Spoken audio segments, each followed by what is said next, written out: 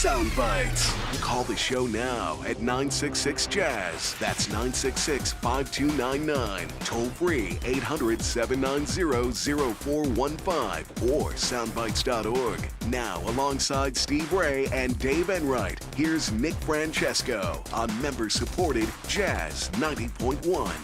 Good afternoon, Mr. and Mrs. America, and all the chips in the PC. It is Saturday, the 11th day of December, Anno Domini 2021, and you lucky people, you're listening to Sound Bytes. I'm Nick Francesco. I'm Dave Enright. And I'm Steve Ray. And at 9 minutes after the hour, we're going to be bringing you news, views, things to choose, nothing to lose, kick off your shoes, don't get the blues. Here comes the news. Ta-da. Dun, dun, dun. Mozilla is introducing a new security feature it claims will make Firefox the most secure browser available to consumers. Dubbed RL Box and available through the current Firefox 95 update, it's a new sandboxing tool the company developed in collaboration with the University of California, San Diego, and the University of Texas. All modern browsers use sandboxing to protect users against malicious code. The problem is that many of the most advanced exploits chain together two vulnerabilities to bypass those protections. With RL Box, Firefox will compile a process into WebAssembly and then convert it to native code. According to Mozilla, this approach presents two significant advantages. It prevents code from jumping between different parts of a program and limits access to specific areas of your system's memory. With the release, Mozilla will use RL Box to isolate 5 components of Firefox, including the browser's graphite font rendering system and the OGG multimedia module. If the system works as expected, the company says even a 0-day vulnerability in any of those 5 components should pose no threat to Firefox. Mozilla is quick to note it won't be able to use RL Box to protect every component of Firefox. For instance, it's not suitable for modules that depend on sharing memory with the rest of the program to function. However, the company is hopeful that other developers will use the technology to make their software safer. In the meantime, RL Box is now rolling out to all desktop and mobile versions of Firefox. So our poll of the week at soundbytes.org, that is Bytes with a Y, Francis would like us to remind you, is Firefox enhances its protection. And your choices are, great, it's my go-to browser. I'll have to look into it. Could be interesting. You'll pry Safari from my cold, dead hands. Netscape still works great for me. And other. So far, we've got 23 votes posted. And number one choice is, great, it's my go-to browser. Apparently no Mac people ever vote in the poll. Because it's 0 for Safari. I'm still working on something else. Oh, yeah, okay. We'd love you to go to soundbytes.org and vote in the poll. That's at the upper left. You'll see vote. Take the poll here, and then if you said other, or if you have more to say, and I know you people, you can scroll down on the right under Fascinating Stuff. You'll see the forums. Second forum down is the poll discussion. Currently, at least, the number one item under poll discussion is 11 December 21, Firefox enhances its protection. And, of course, if you have more to say, you can also give us a call, 585-966-JAZZ. That's 966-5299. Toll free 1-800-790-0415. I switch between Chrome and Firefox once in a while, Opera, and I've started using Brave fairly consistently. Brave got into trouble a few months ago about they were giving information away like they said they don't. Right. But then they stopped, apparently. Yeah. But that's a lot of trust to lose. Yeah, exactly. Really. Now, was this part of the sandboxing cookies that they did a couple months ago? There was a thing that similar. Yeah. So one of the problems with cookies is there are so few advertisers these days, mostly Google. Yeah. The point of a cookie is only the company that sets the cookie is the only company that can read the cookie. Yeah. But since Google and Facebook set so many cookies, they can read every cookie on every website you go to. Well, I forget what it's, universal cookies or. Right. And so Firefox was implementing a cookie sandbox. So every website has its own cookie sandbox. Right. And even if it's the same company, the same advertising company, they cannot read the cookies, their own cookies, from a different website. Right. And that will allow you to leave your cookies on because most websites don't work without cookies. But it will not allow the cross-site tracking that most people find so annoying and giving up so much of your information without realizing cross-site tracking. Right. And the browsers are trying to stop cross-site tracking themselves. And then the advertisers find new ways to track you across sites. That's why I use Firefox almost exclusively for Facebook. Yep. That way, the Facebook universal cookies don't touch any of my other browsers. So we'll see. But at any rate, if you have more to say about it, please do give us a call, 585-966-JAZZ. That's 966-5299, toll free 1-800-790-0415, just like Dan did from Rochester, New York. Hi, Dan, what's up? Hey, how you doing today? Good, how are you? Oh, peachy? There you go. Peachy, okay. A couple of questions, Macintosh questions. First of all, if I want to transfer everything from a MacBook Air that's running 10.12, 10.12 something, to a brand new MacBook Pro, is there an easy way to do that? There's a migration assistant built into the OS, been in there for a decade or more. When you turn on the new computer for the first time, it will ask you if you want to copy your data, and you can say yes. If the new computer has already been set up, there is a migration assistant program in the utilities folder that you can run. The fastest way is to use target disk mode and connect the old computer to the new computer with a Thunderbolt cable. If you don't happen to have those, which a lot of ordinary people don't, then it will work over your network, either Wi-Fi or Ethernet. It's a little slower doing a network transfer. The other way you can do it is take your backup drive you have on your old machine, because of course you have a backup drive, and then you plug that backup drive into the new machine and restore all your data. So then that again is a direct device import, so it would be faster than going over the network. Okay. It also Migration Assistant also works with Windows. So if you're going from Windows to Mac, you can download a Migration Assistant for Windows. And be able to copy your Windows files and all your mail, too. It'll convert your Outlook mail into Apple Mail, which is tricky. Yeah. Because Outlook is a proprietary PST, and Apple uses a generic mbox. Right. Now, it doesn't do applications. Right. No applications. They wouldn't run on the Mac anyway. Right. But it does do all of Well, no, I mean from Mac to Mac. Mac to Mac. Yes, it does. Oh. It doesn't... Well, it does check if they're compatible or not. If they're known incompatible, you'll get a message. If they aren't known to be incompatible, they'll still copy and then not work. Right. Well, the new Pro will be an M1 chip, right? So far, Yeah. well, the 27-inch iMac is still the only one without Right. was still an Intel. But yeah, so it'll be a new Apple Silicon M processor, and it still has the 64-bit requirements that came out like 3 years ago. So if your program is 32-bit only, it's not going to work anyway.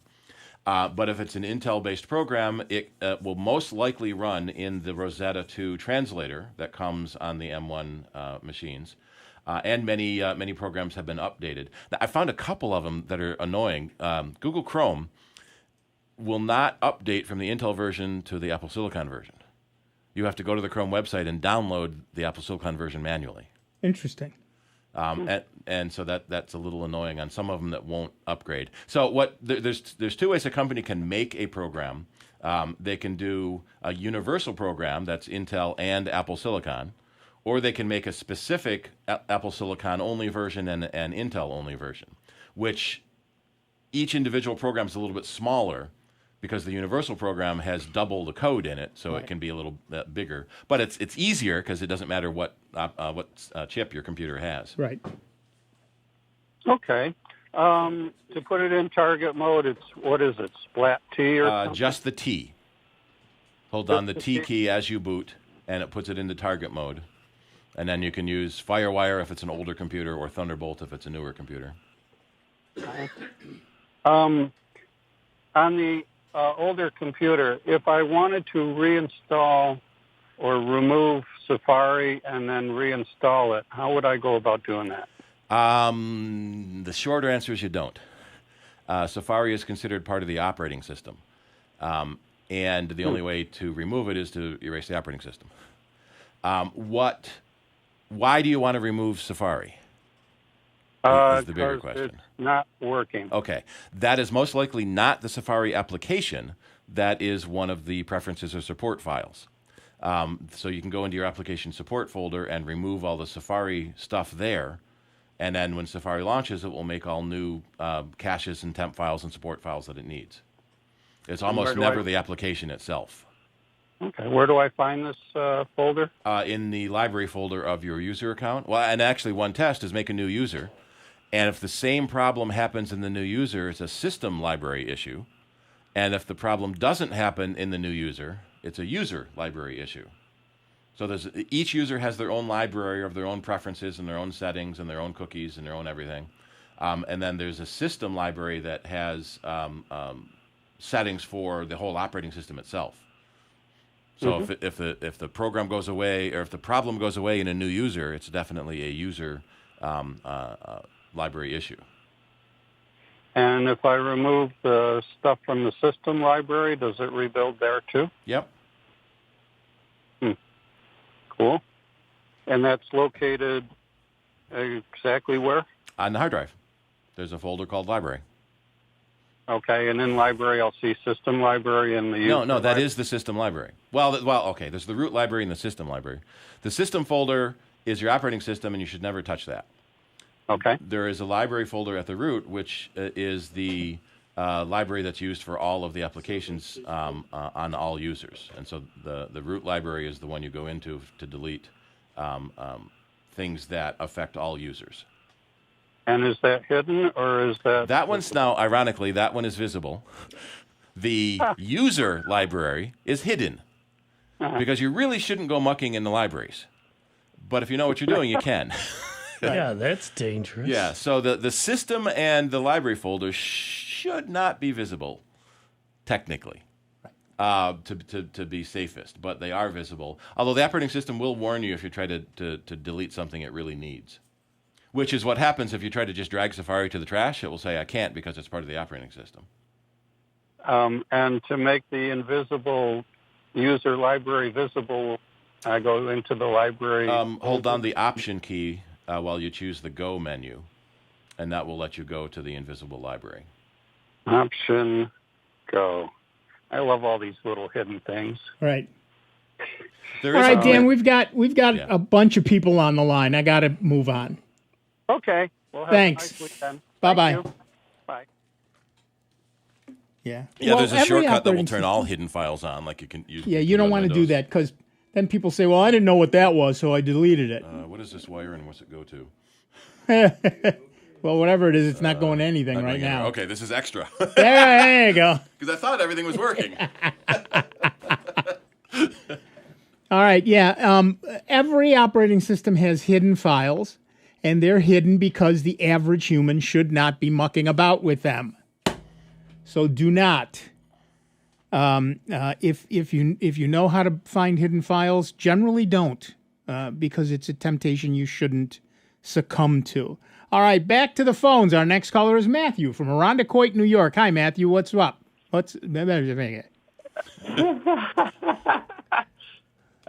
many rumbles have you had today, sir? Yeah, not enough, clearly. Yeah. I haven't even made them yet. Okay. They're still marinating. All right, I got to talk about some Rochester issues. I know you guys don't like to discuss politics on the radio. We are not going to discuss politics, Matthew. We are simply not. No. But you guys all have green light, right? You guys all have green light. Yes. Let me ask you. Okay.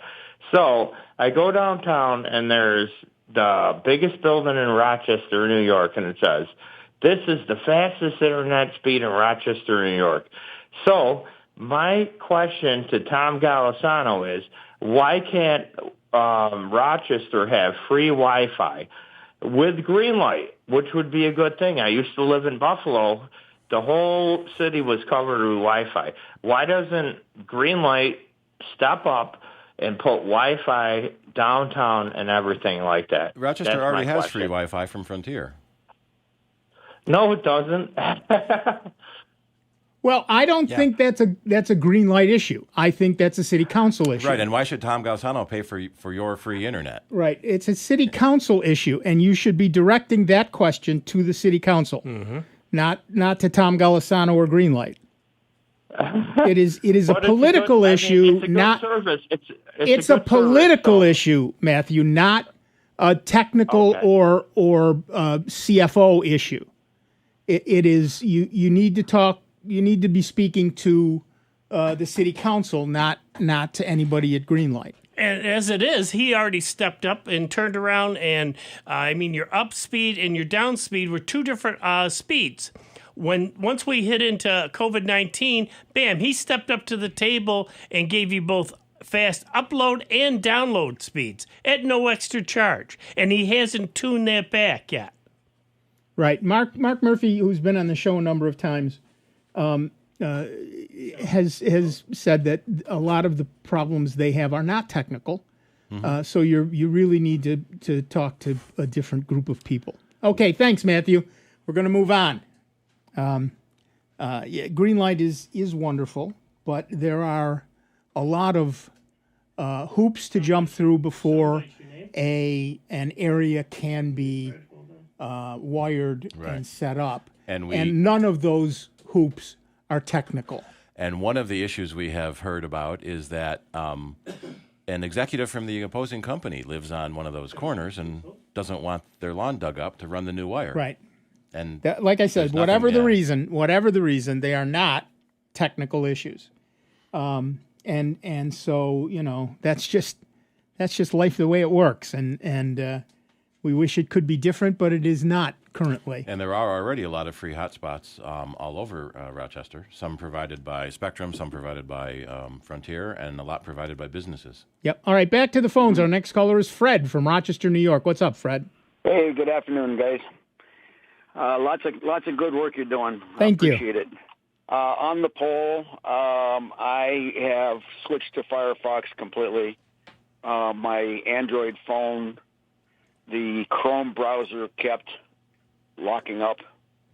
Interesting. And I got tired of resetting, and I just started using Firefox and have not had a problem since. Yep. So I don't know where that problem lies, but it could be something I'm doing, or could be something with the phone, or could be... Or as Steve alluded to in the... What? I would say plugins. Right. It could be plugins, or it could be something in the cache. Yeah. That sort of fair, as Steve alluded to with the first caller. Yeah, I've had to go through all the processes of cleaning out the cache and cleaning out any junk files, and I use Avast and run through that, and that usually would bring it back, but I've not had to do that with Firefox. Right. So because it's new. When you start a new browser, everything is great, and then a few months later, it'll start getting slower. You add another plug-in, it starts getting slower. It builds up its cache, or some slower. update. Yeah. Right. Okay. Well, the other thing I have is my. You there? Yeah, go ahead. Oh, I'm sorry. The other thing I have is just when I went to call you, my phone said that I don't have. I'm not connected to a network, which. I had to shut the phone off and restart, and I've contacted Metro numerous times about the problem, and they go through a reset, and it works fine for a while, and then all of a sudden I get that same message after I've been doing some browsing, and I see something I want to call, and I go, oh, let me call that number. And so are you saying it's not connected to a cellular network or to a Wi-Fi network? Cellular. Yeah, that's a Metro problem. Okay. And there's pretty much nothing you can do on your phone to fix that. Unless it's a phone problem. Either you try a new SIM card and see if that helps, or it may be something in the phone itself. Right, but if they can reset something at their end, and it works, it's unlikely to be his problem. True. Yeah. it seems to be after I've done some browsing and looking at some stuff, and then I find something. I went to your website, and instead of dialing your number, I just clicked on the copied the image and call from there. And it said I didn't have any service, and then shut the phone off, start the phone back up, and it all worked. Yeah. So you think that's a Metro issue? I think it is a Metro issue. It doesn't. I mean, if there's something they can reset at their end that fixes it, it's a Metro issue. Yeah. In general. Okay. I'll go back to them again and. Yeah. Sorry. All right. Thanks. Yep. Keep up the good work. Thank you. We're going to take a quick break. Back in just a couple of minutes with Dave Enright, with Steve Ray, with me, Nick Francesco, and with you. It is 30 minutes after the hour. You are listening to the longest-running computer show in the known universe, Soundbites. Give us a call, 585-966-JAZZ.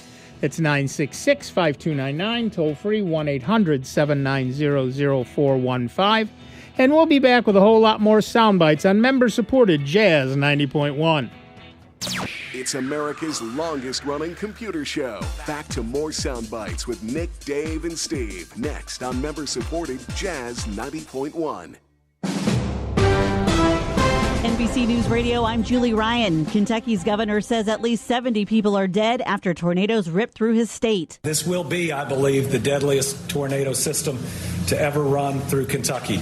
Governor Andy Beshear cautioned the death toll is likely to rise to at least over 100 before day's end. Beshear blamed most of the deaths on one long twister that ripped through his state. He said the devastation is unlike anything he's ever seen and is the worst in Kentucky's history. Search and rescue has gone on through the overnight and into today near St. Louis after an Amazon warehouse collapsed in a likely tornado. That is predominantly a concrete and steel structure. So you have concrete and you have things hanging. It's quite windy outside, so things are unstable. So they have to shore those things up. That's Edwardsville Police Chief Mike Philback. He says they estimate there were 50 people working inside when the storm hit Friday night. Julie Ryan, NBC News Radio.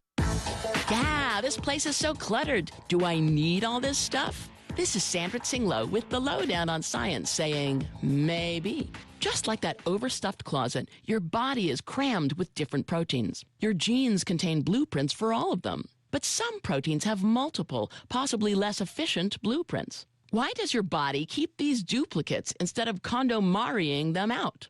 Meet Tatiana Domitrovic and Fernando Polano from the Federal University of Rio de Janeiro. They examined public databases of gene sequences and proteins. Think catalogs of genetic wardrobes showcasing proteins and their blueprints. And they discovered that there's an important story to each gene. Choosing an inefficient sequence might be the body's way of producing less of that protein. Need more? Choose a more efficient one instead. Imbalances in protein can lead to diseases like cancer or cystic fibrosis. Like the dozens of tops and bottoms hanging in my closet, this discovery gives scientists more options when making gene therapies. Do these mom genes give me joy? Yes, and those biological genes too. The Lowdown on Science is produced by LDOS Media Lab in partnership with the University of California Irvine Science Communication and 89.3 KPCC, and made possible with the generous support of the Fuse Family Foundation. Jazz 90.1 is supported in part by MelindaMyers.com, dedicated to helping people have fun and be successful in their gardens. Information and videos on landscape design, vegetable gardening, attracting birds and butterflies, planting guides, plant profiles, and eco-friendly gardening techniques are at MelindaMyers.com. Jazz 90.1 is supported in part by our members and by the great courses How to Grow Anything DVD series hosted by Melinda Myers. The Great Courses How to Grow Anything series consists of 4 DVD courses that provide gardening tips and information on food gardening, landscape design and care, container gardening, flower, tree, and shrub care, and more. More information is available at MelindaMyers.com. That's MelindaMyers.com. You've been diagnosed with type 2 diabetes. You have to carefully monitor your health for the rest of your life. And you have an increased risk of developing cardiovascular disease. Cut. Take 2. Action. You've been diagnosed with a new purpose, to fight for the amazing life you made for yourself, to look that risk of heart disease square in the face and say no. Not me. You've been given a new opportunity to live. Get started at NoDiabetesByHeart.org. I'm Tiffany Haddish. And I'm Marlon Wayans. African Americans are 3 times more likely to be diagnosed with pancreatic cancer than any other racial or ethnic group. Access to cutting-edge treatment can help make long-term survival possible. That's why Stand Up to Cancer and the Lust Garden Foundation have teamed up to bring over 30 pancreatic cancer clinical trials to those who need them. For more information about the latest pancreatic cancer research and clinical trials near you, visit pancreaticcancercollective.org. And now, your Jazz 90.1 weather. Becoming very windy today across Rochester, western New York, and the Finger Lakes. The winds may cause some damage as a result of gusts that could be as high as 60 miles per hour in the Rochester area. We'll find showers scattered about, maybe an isolated thunderstorm, and temperatures will climb into record high territory today into the middle, if not upper 60s. Tonight brings a mostly cloudy sky. It will be windy. Frequent gusts in excess of 40 miles per hour are likely. With a few more showers, temperatures will tumble overnight into the low 30s. I'm meteorologist Josh Nichols for Jazz 90.1. And currently right now, we've got cloudy skies. It's 62 degrees out at the airport and 63 here at member-supported Jazz 90.1.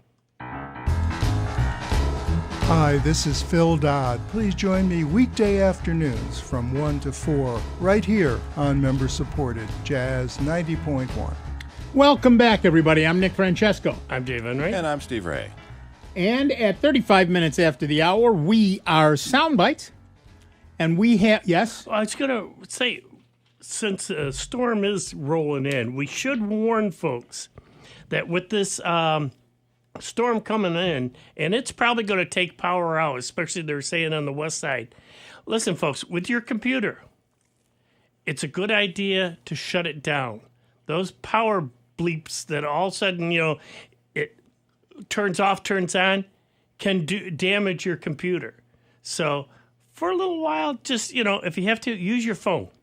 But if you got a desktop computer or a laptop, shut it on down. Unplug it. That way it doesn't get any of those spikes. Yeah. Especially if you got a laptop. Laptops, let it run out the battery. And a lot of people have surge protectors, which are good, but don't put too much faith in a surge protector because surges are actually really, really uncommon. It depends on what kind you have. Right. Well, a surge protector, yeah, but if you have a UPS, right, that's better. Well, again, it depends on what kind you have. Yep. Because there are 2 kinds. There's the kind that jumps in when there's a problem, and that you can still have the problem. Yep. And then there's the kind, and I forget what the 2 names are, and I know there's somebody out there technically screaming at the phone right now. Their voltage regulation. Yeah, I don't remember. But each different brands name it different things. The other one, the computer, it works like a laptop. The computer runs off the battery constantly, and then the plug into the wall, the mains, as our friends overseas call it, constantly recharges the battery. And that's the one that's the good one. Right. Because a battery can take a heck of a charge of a spike, and also brownouts don't bother it at all. Right. And one thing, though, folks, you also have to remember, if you get one of these power strips, and it's a surge protector, and you wind up getting a surge, and you have to trip it, you might want to go out and get a new surge protector. Because, yes, it still will you can plug it in and it'll still work. But now it doesn't most likely have the surge protection. It did its job the one time. Right. Saved you. And Trip Light makes great ones. Yeah. I recommend Trip Light all the time. Some of the more expensive ones you can reset. And if you reset them, then they're fine again. Yeah. But they have a mechanical fuse, not a... Right. A lot of times the fuse is a little strip of metal, really, really thin. Right. And so if there's a surge, that metal melts and opens the circuit. If you're unlucky, the surge is so high that it melts closed from the 2 ends, and now there is no surge protection anymore. Right. So a UPS is better than a surge protect by a huge amount. All right, to the phones.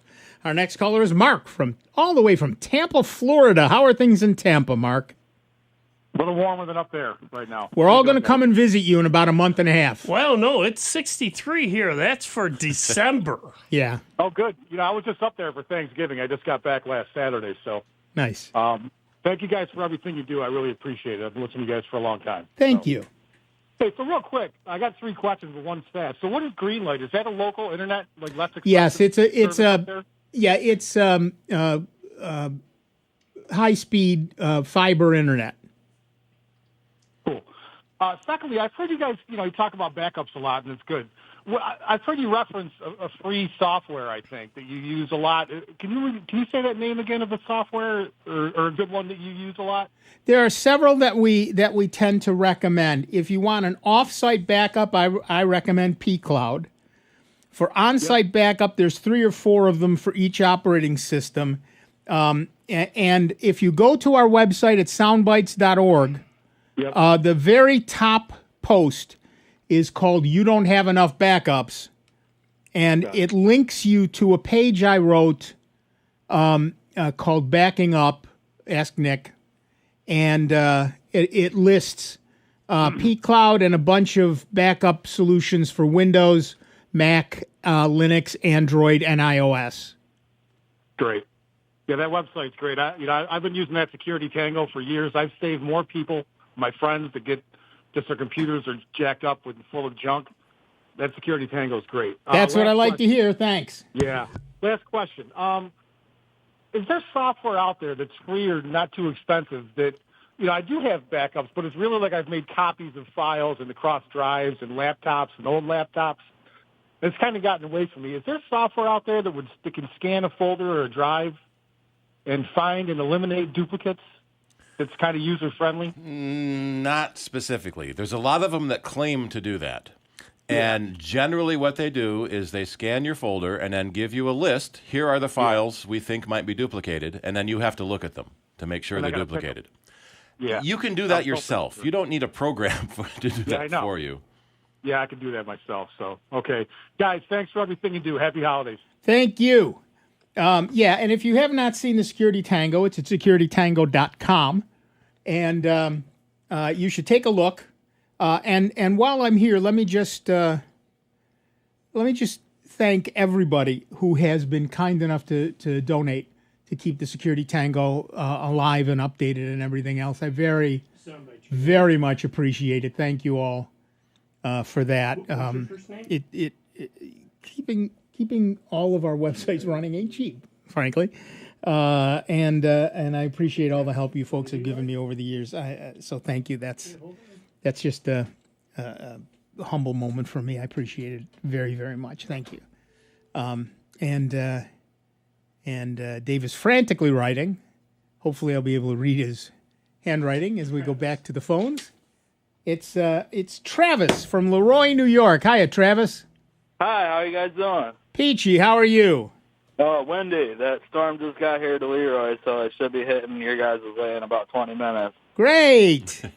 Sorry to be the bearer of bad news, but I just got a quick couple questions. One's a smartphone issue. It just started happening about 10 minutes ago. Yeah, what is it? It's okay. I'd open the browser, right, and say I go to like Facebook or Instagram. The loading bar will get to in Chrome browser. It'd get about quarter of the way, and then the app just shuts down completely and exits me out. Would that be like an update issue, or is it like a browser issue, or what do you? Well, let me ask you another question. Can you get to other websites? No, they won't work on anything. It gets okay. Loading through. It'll get to like a quarter, and then the whole app just shuts out. Right. Okay, so the easiest thing to do this. We're looking at caches and stuff today. Yeah. It's trying to load something from cache and probably crashing because it can't read it right. Right. Oh, okay. You can clear the cache and the cookies on your Android phone for Chrome. Yeah, it's a Samsung A10e. Sorry? It's a Samsung A10e. Yeah. Okay, so what you do is you open up Chrome. Okay. Hit the 3 dots in the upper corner there, the more or the whatever they call it these days. Right, the menu there. Yeah. Okay. Go to History and hit Clear Browsing Data. Oh, okay. Yeah, okay. And then you can say delete everything for all time, and then you can check both cookies and site data and cached images and files. Then tap Clear Data, and everything is gone. Now, that means you're going to have to log into any websites that you normally use again. Right. Okay. Yeah. I would also then go in and look at your extension list to see if any unknown extensions got snuck in, and then disable any extensions you don't use anymore. It's really common to install an extension that sounds cool and then stop using it in a few months, but it's still in there running, still doing whatever it was told to do originally. Right. Yeah, right. I didn't think about the extensions. Okay. There you go. That's how that works. Okay, cool. And another quick question.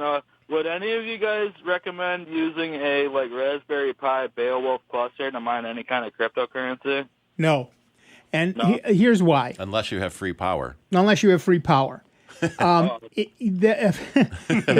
a guy who did a whole extensive thing, and the easiest stuff to mine is Monero. You can mine that on a Raspberry Pi fairly easily. It's designed specifically to not work with GPUs. So it works great with a Raspberry Pi. Using a Raspberry Pi at an average cost for electricity, mining Monero loses you about a penny a day. Oh, wow. That much power, huh? Yeah.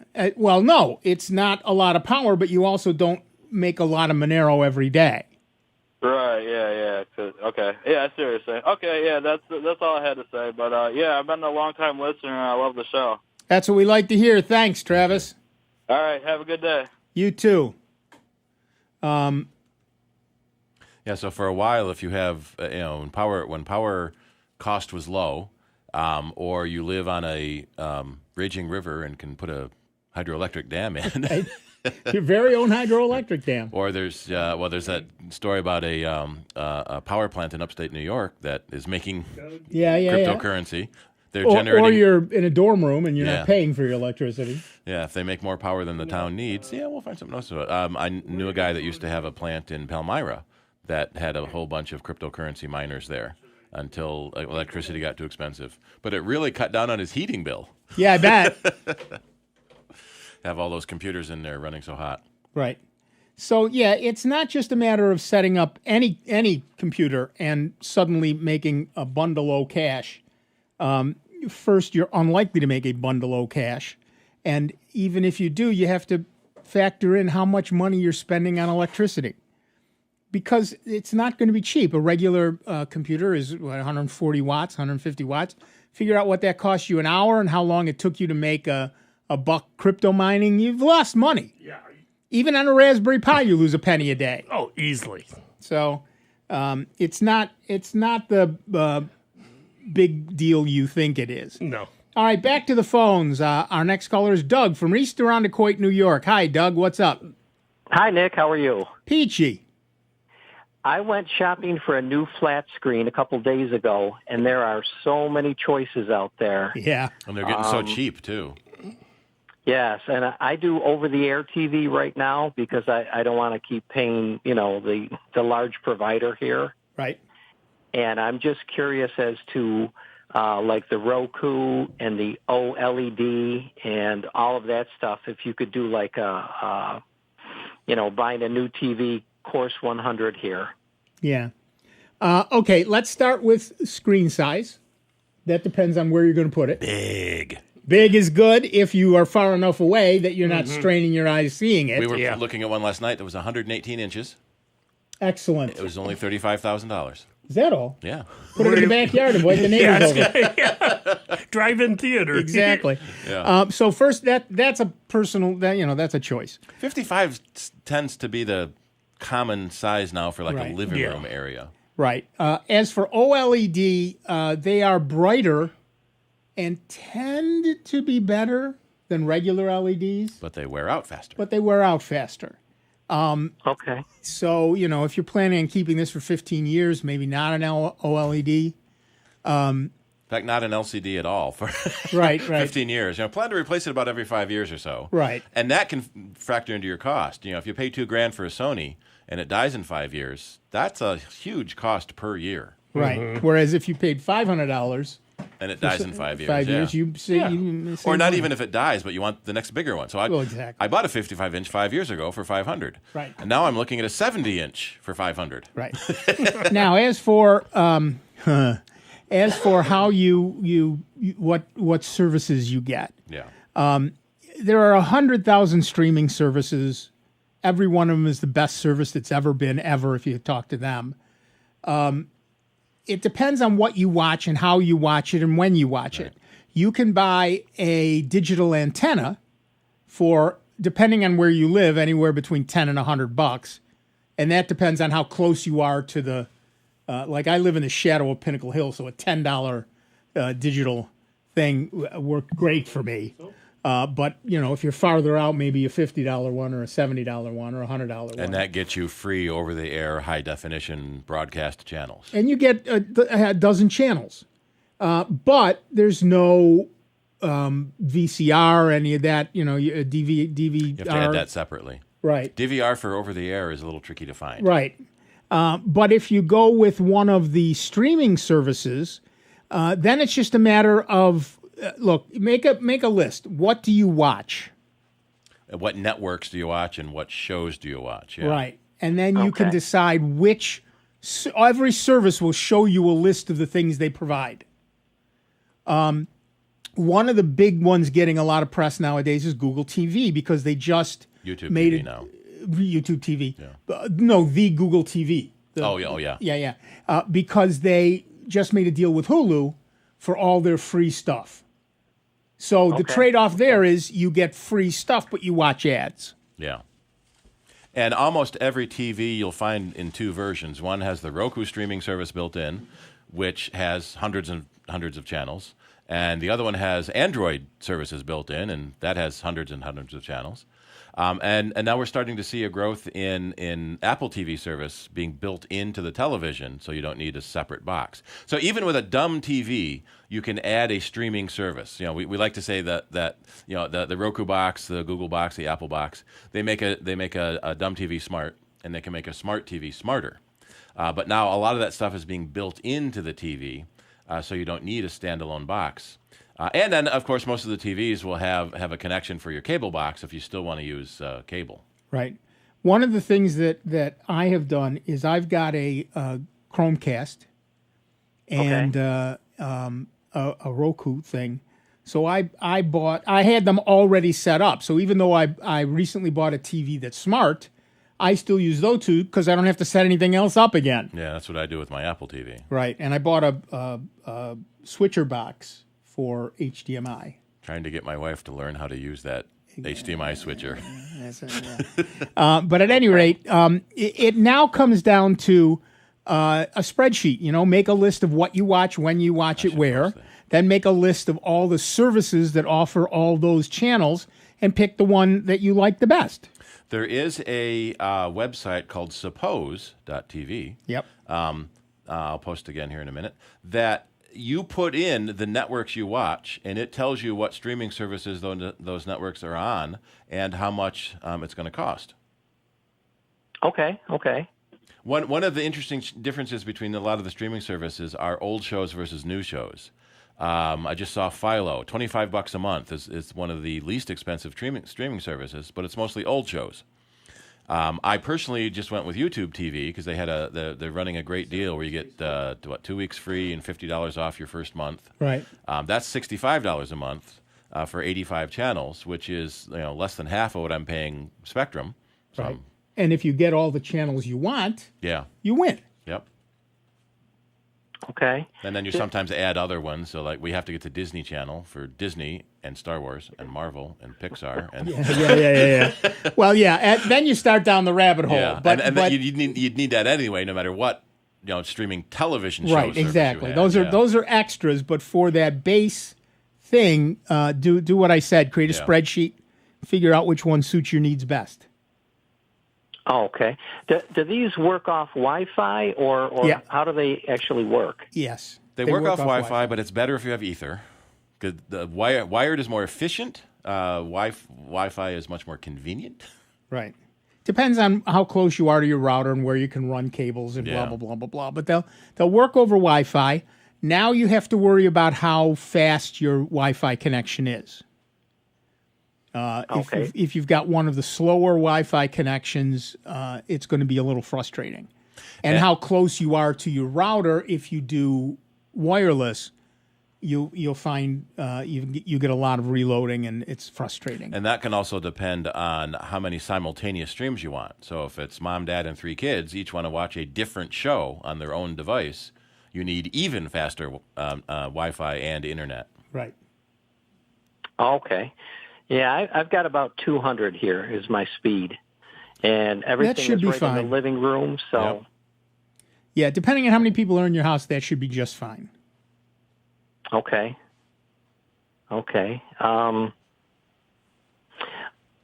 how do they bill you? How does that work? Just like any other service, you pay monthly, and you can set up a take it out of my account thing, so that you don't even see it. It's painless until you get the bill. Yeah, most of the streaming services want to be set up for auto billing off a credit card, so you get an electronic bill and then pay it. I don't know any of them that do paper bills anymore. No, I think they're all electronic and auto pay. So those will be out of sight, out of mind is what they're hoping for. Okay, yeah, just easy. And that is one of the advantages of streaming services these days, is you can sign up for one and binge watch all the shows you want, and then cancel that one and sign up for the next one, because it's relatively easy to switch services. Where with traditional cable TV, that's the only option you have is cable or satellite, and that's annoying to switch between. Right. Yes. Yeah. Okay. Any of them have better sound than any others? I know they all seem to project out of the rear of the TV. Most TVs don't have very good speakers, and that's sort of the accepted. In fact, for a long time, TVs didn't have any speakers. Right. The intent is that you plug into external soundbar of some sort. Yeah, I've got a soundbar on mine. I love it. I just got a really, really cool soundbar from LG, some Black Friday sale for like $100, and it's 5.1, and the rear speakers are wireless, so you don't have to run wires from your TV to the speakers behind you, which is really, really cool. Right. Very nice. Yeah. Oh, the sound is unbelievable, especially with the booster right next to the TV. And I mean, you get some of that stuff, and it just comes right at you. It's in your face. You should be aware, Doug, that's more rabbit hole to drop down, and you can spend more on the sound bar than you did on the TV. Yeah. Yes. Yeah. Okay. Any brands that you're partial to? I mean, I'm looking for something maybe 43-inch. I don't need anything really large. Yeah. Look, the best thing to do is to check the sales. And more importantly, the warranty. Yeah. Hopefully you'll never need it, but the warranty will tell you more about the how confident they are in their product than anything else. We're also seeing some interesting house brand and low-end type brands. Insignia, TCL, Hisense, Anna, OMN, something like that. Amna. And then there's ONN. ONN, yeah. They are significantly cheaper than the name brand Sony Samsungs. Most of the time, they are just as good. They may not last for 10 years, but you're probably going to want a better TV with more features and a bigger screen before then anyway. I mean, when I was a kid, my parents got a TV the same year they got me. Nice. And when I was about 17 or 18, it finally died. Yeah. And we threw it in the back of the garbage truck. And the garbage guy had such a grin on his face when he pulled that squish lever, and we waited for the CRT to implode, and it just echoed through the whole truck. It was wonderful. Great. So yeah, the ideas of your TV as furniture are kind of long gone now. Now it sits on the furniture. Right. Yeah. Believe it or not, the flat screen that just died, I bought in 2009. Nice. Yeah. And it was a 32-inch Westinghouse. So. Yeah. Yeah, Westinghouse made good stuff.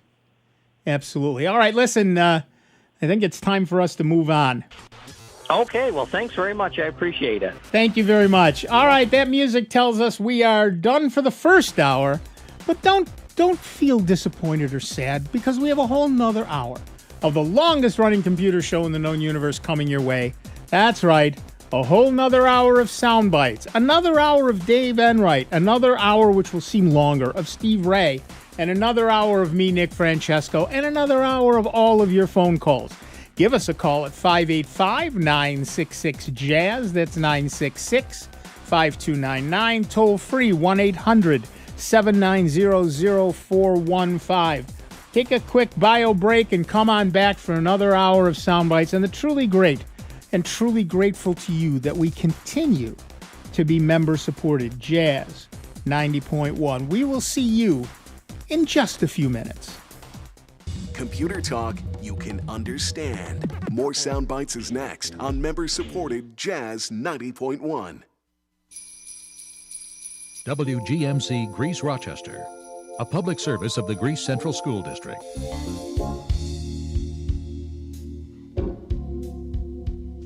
Jazz 90.1. Streaming online at jazz901.org. NBC News Radio, I'm Julie Ryan. Kentucky's governor says at least 70 people are dead after tornadoes ripped through his state. This will be, I believe, the deadliest tornado system to ever run through Kentucky. Governor Andy Beshear cautioned the death toll is likely to rise to at least over 100 before day's end. Beshear blamed most of the deaths on one long twister that ripped through his state. He said the devastation is unlike anything he's ever seen and is the worst in Kentucky's history. Search and rescue has gone on through the overnight and into today near St. Louis after an Amazon warehouse collapsed in a likely tornado. That is predominantly a concrete and steel structure. So you have concrete and you have things hanging. It's quite windy outside, so things are unstable. So they have to shore those things up. That's Edwardsville Police Chief Mike Philback. He says they estimate there were 50 people working inside when the storm hit Friday night. Julie Ryan, NBC News Radio. Mama, what does the chicken say? Dog. Cat. Giraffe. Giraffe, really? Giraffe. You're not going to get it all right. Just make sure you nail the big stuff, like making sure your kids are buckled correctly in the right seat for their age and size. Get it right. Visit NHTSA.gov/the right seat. Brought to you by the National Highway Traffic Safety Administration and the Ad Council. Jazz 90.1 is supported in part by our members and by Hedonist Artisan Chocolates, a local company specializing in handcrafted chocolates. Hedonist creates classic favorites as well as collections of unique flavors that change with the seasons. This year's holiday treats include salted caramels, candy cane bark, and traditional holiday truffles. For more information, you may visit hedonistchocolates.com. Here's another I Love New York travel tip. This holiday season, take a break from the hustle and bustle and journey back to a simpler time, right here in New York State. On Long Island, Old Bethpage Village Restoration's Candlelight Evenings, December 17th to the 21st and 26th to the 29th, will delight you with 19th century buildings lit by candlelight, an 1866 decorated Christmas tree, holiday brass quartet, stories of Christmases past, and more. In the Finger Lakes, it's a Dickens Christmas in Skinny Atlas every weekend this month through the 19th, and also on Christmas Eve. In Binghamton, the Roberson Museum and Science Center's Home for the Holidays features hundreds of elaborately decorated trees, dazzling holiday displays, and a collection of adorned trees and displays representing holiday traditions from around the world. For more ideas on creating your perfect old-fashioned holiday getaway, visit iloveny.com or dial 1-800-CALL-NYS. New York State, come be a part of it. I heard the COVID-19 vaccine has... And the thing I heard about the vaccine... Sure, but do we really know about the long-term effects? Did you read that thing on the internet He about heard that? from his cousin that they don't... Okay, you're hearing a lot of talk about the COVID-19 vaccines these days. So how do you find out if getting vaccinated is right for you? By talking to someone you already trust, your doctor or healthcare provider. They'll answer your questions so you can decide what's best for you and your family. Go to getvaccineanswers.org to find out more. That's getvaccineanswers.org. Brought to you by the Ad Council. I'm a physician. I am a nurse. I'm a nurse too, but I'm also a daughter. That's why I got the COVID-19 vaccine. I got it because I'm a son and a husband. I got it to protect my community. It's been proven to be extremely effective against the spread of the virus. It's been more rigorously tested than any vaccine in history to make sure it's safe. When we get it, we protect ourselves and our community. It's your choice. If you have questions, find out more. Type 2 diabetes is a serious chronic health threat in America. It affects tens of millions of people. Many people who have the disease don't know it. Diabetes can cause health problems such as heart disease, strokes, amputations, and blindness. Talk to your doctor, get screened if you're at risk, and learn how to avoid becoming one of the millions of new cases of diabetes each year. You can help prevent type 2 diabetes. A message from CDC and HHS. You can enjoy great music like this every week on Big Band Friday. Soundbites continues next on member-supported Jazz 90.1. Welcome back to America's longest-running computer show, Soundbites, on member-supported Jazz 90.1. Get online now. Call 966-JAZZ. That's 966-5299. Toll-free 800-790-0415. Or submit your question by email at soundbites.org. Once again, here's Nick Francesco, Dave Enright, and Steve Ray on member-supported Jazz 90.1. Welcome back, everybody. I'm Nick Francesco. I'm Dave Enright. And I'm Steve Ray. And at 5 minutes after the hour, we are Soundbites. Still. Unbelievable. Unbelievable. And we have Tom from Brighton, New York on the line. Hiya, Tom. What's up? Yeah, hi. Good afternoon. Yeah, I'm seeing some conflicting information on the web about SIM cards. I recently got an iPhone 13 mini to replace my very old iPhone 5S. And what I'm seeing is some people suggest it's just okay to take the SIM card out of the old phone and put it right into the 13. But others are saying that the older cards are not compatible with 5G. Which is true. So those are both true. Yep. Okay. So if you're going from a 4G phone to a 4G phone, then you can just move your SIM card, no problem. If you're going from a 4G phone to a 5G phone, you'll need a new 5G SIM card. That's true with any, whether With it's any, Android right. or Yep. whatever. Now, but I'm using AT&T. I don't know whether they're operating on 5G at this point or not. They all claim they are. The big, There's a couple of different 5Gs, so yes, yeah. And the bigger thing is, do they charge you extra for 5G service? Right. Some of the carriers do, some of them don't. Okay. So I should query my AT&T carrier to find out whether that's correct or not. And how much 5G you actually get. Yeah, they may have 5G service, but you only get 100 megs a month. Okay. But if you had a 4G SIM card in there, it would still work on the 4G part of it. Not always. We've Not seen, the 5G phone is expecting a 5G SIM card. Okay. Yeah, you really do need to talk to your carrier. Mm-hmm. Okay. I'll tell you, I went from a 4G phone to a 5G phone. I'm on Verizon, but I just took it in, and they were quite happy to just give me a new SIM card, move me over, do all of that without any question, without any hesitation. This may be also an opportunity to shop for a different carrier to see who has a better service plan, better coverage, better pricing, while you need to switch SIM cards anyway. And you can always port your phone number to a new carrier if you do switch carriers. And, of course, just threatening to do that might be enough to get a new SIM That's card. exactly right. Mm-hmm. Okay. Well, thanks a lot. Appreciate it. Thanks. Good luck. Yeah, there's a lot of issues with phones that are just not intuitive. Yeah. And not easy to really get your head around quickly. And some carriers are worse than others. We have a hard time. Someone brings a phone in for service. They can sometimes qualify for a loaner phone while theirs is out for service. We have the most problems with Sprint because they won't let you transfer your SIM card to a new phone. We feel like they want to take that opportunity to upsell you and make you buy something new, right? And not just a loaner phone. So you have to go to a Sprint store, have them transfer your account to the new phone, the loaner phone, And then when you get your actual phone back from repair, you have to go back to the Sprint store and get your account transferred back to your original phone. We are hoping that's going to stop now that T-Mobile bought Sprint. Right. T-Mobile never had you do that. It was just you just Sprint. swapped the you card, swapped the you card go. and it didn't matter. Right. But now we're running into the problem that if someone comes in with a 5G phone, we don't have 5G loaners. Right. And a 5G SIM won't work in a 4G phone either. Right. So that becomes a trickier problem. Right. But so far, well, I guess I can really only speak to one carrier, but they were absolutely fine with us walking in with two phones we didn't buy from them and doing a bunch of switch. My wife got my old phone. I got a new phone. But you still have them as a provider, so that's where they're making it long term. Where we won was they tried to upsell us, and it's an odd word to use considering what happened, upsell us to 5G unlimited service. Turns out that they were having a sale. And apparently, and I have this in writing, it was permanent. I have unlimited 5G, which means really unlimited, not 20 gig and then it drops down. Yeah. It's really unlimited.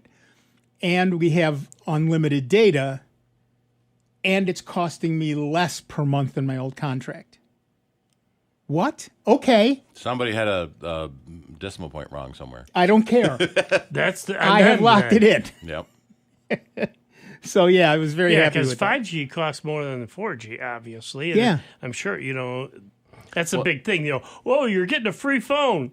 Yeah, but they're also selling you 5G service, which costs more, and your plan's going to go up. Someone has to pay for all those new towers they have to put in. Right. And one of the problems that 5G, especially the millimeter wave, which is the fastest of the 5Gs that we want, they need an antenna every 400 or 500 feet.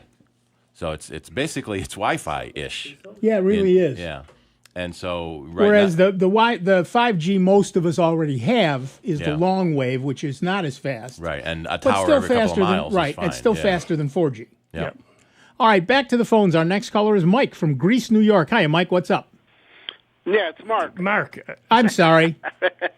How you doing, guys? Peachy, how are you? Good. That was my mistake. That's okay. We all make mistakes. Anyways, going back to the gentleman with the TV. Yeah. I find that smart TVs, and Blu-ray players streaming are pretty limited in what they let you do, and they don't support them for a very long time. I think the best smart TVs out there are probably the Rokus and the Fire TVs that have them built in, and some of the ones that have Android that are moving over to Google TV. Those tend to be supported for a much longer time than the proprietary streaming on the TVs. And if it's hard to tell on the specs, but if your TV allows you to add more apps, that's best. So you might buy a smart TV, and the only apps it has is Netflix and Hulu. So you can't add Amazon, you can't add YouTube. That's one reason to go with the external device. Yeah. Because I can buy a new Roku stick for $35, or I can buy a new Google TV for $50. Yeah, new Google Chromecast for $50. So, that way you get an upgrade without having to throw away a television. Right. Like I said, if you're going to get a smart platform in the TV, I think the Roku or the Fire TV. Yep, I've got the same Mark. I've got the same thing. Yeah. What I liked about it is I'm down to one remote. Yeah. Because now I can sit there and switch over to my external antenna to get to 8, 10, and 13. But like Steve was saying, I can add, any other programs like Peacock or any of these other services. Exactly. And built right into it, and the others are already there. Whether it's Sling or Prime TV, which I have, or Hulu, they're all there in it. Right. Right. Another nice thing, though, is if you do have an external device like my Google TV with Chromecast, if the CEC is on for the HDMI, I can use my remote to control the device. Yep. And your TV will turn on and off when you turn your box on and off. Yep.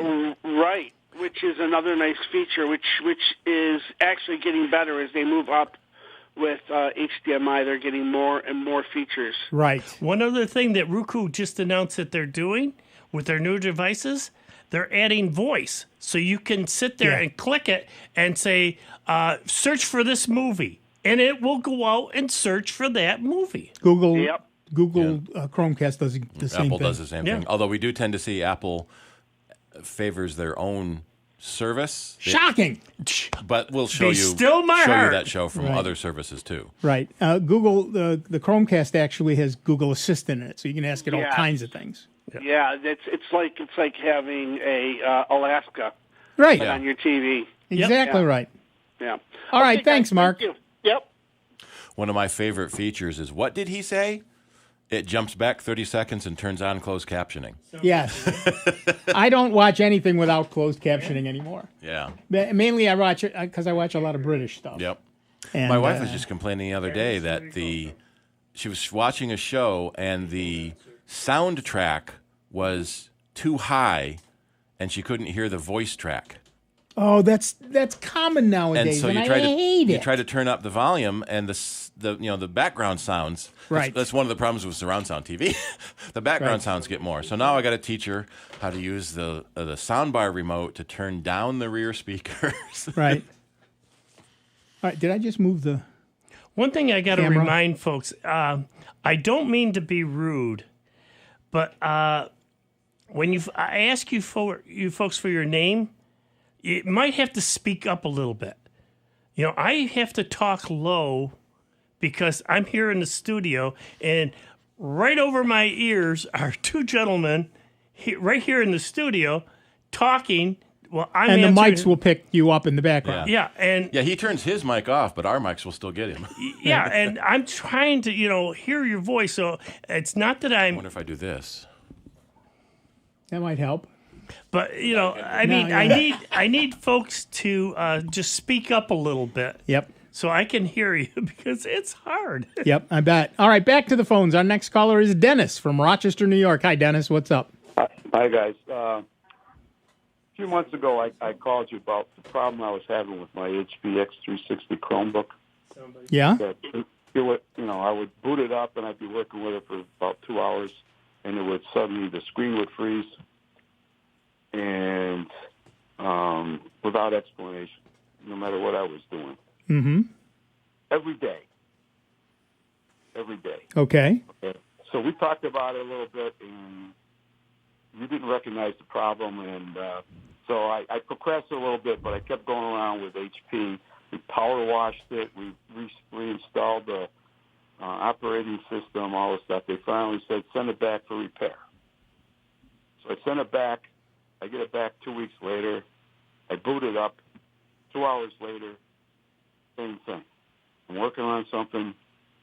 Screen freezes on my external monitor. I can move the cursor for a few seconds, and there's still some activity. If I'm watching something on the browser and it's got some video going or something, that's Right. still going for a little bit. But I cannot click between tabs, and I can't do anything. It's just the screen is frozen, and then everything goes blank. It crashes. Okay. Power's still on. All right, so I call them back, and we go through it again. Power wash it and do this, that, and this. So they said, okay, send it back. I sent it back. The first time they repaired it, they said they replaced the motherboard, which seemed like drastic to me, but okay. That's the only thing inside, probably. Yeah. Yeah. And it's integrated graphics, right? So, graphic chip. So anyway, it comes back. This time they changed something called the raw board or something. I don't know what that was. Same thing happens. I'm working on it, and... Okay, I need you to speed up a little bit here. Okay. So all right, they finally sent me a new computer, brand new one, to replace the other one because they couldn't figure out what was going on, and I got the same problem. So it's not the computer, it's your monitor. But are you using the internal monitor on the Chromebook? I'm using both. It happens with both. If I'm using the external monitor, it happens. If I'm using the internal monitor, the screen just doesn't freeze. It just goes blank and then freezes.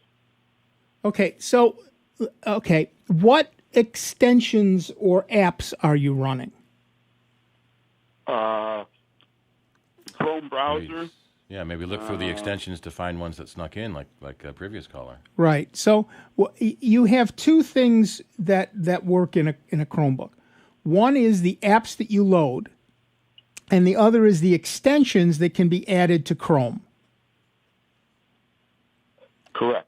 So you need to check both, A, to see if there's something you didn't intend to install, which, remember, every time you power wash and bring your apps back, you bring all the apps and all the extensions back, so any problem they were causing comes back every time. Yeah, sometimes as a test, you power wash it, set it up as new, and see what happens. Don't bring any of your stuff back yet. Right. Because you can always power wash it again and bring that stuff back. Yeah, bring your stuff back, yeah. And if you do that, you may find that the problem goes away. Then it's a matter of finding what app you're running or what extension you're running that is causing the problem. The other thing you can do is just turn off all your extensions. And I would suggest do this without the other monitor hooked up. Right. Don't keep, both variables in there. You're trying to sort out too many variables. Take the monitor, the external monitor out, only deal with the Chromebook and get that isolated first to see what might be causing what. Or otherwise you're going to pull your hair out. That's exactly what I did when I got the new Chromebook back. Okay. I just booted it up. I didn't do anything. I didn't load any apps. I didn't load any extensions. I only got two extensions on the thing. LastPass and an ad blocker. That's it. Yeah. And I tried it, with and without the external monitor. Why does it boot up normally? I'm working and it takes 2 hours for it to crash. That's often a bad solder joint, and it heats up. The solder gets soft and separates the connection it's waiting for. Yeah. On two separate computers?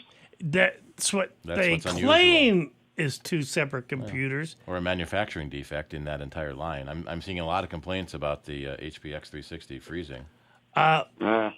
One little trick, what you might want to do, just to see if you get yours back, is send it back, because obviously it's defective. But on the underside of it, what I would suggest you do is there's a little sticker, usually the manufacturer sticker and all that. Yeah.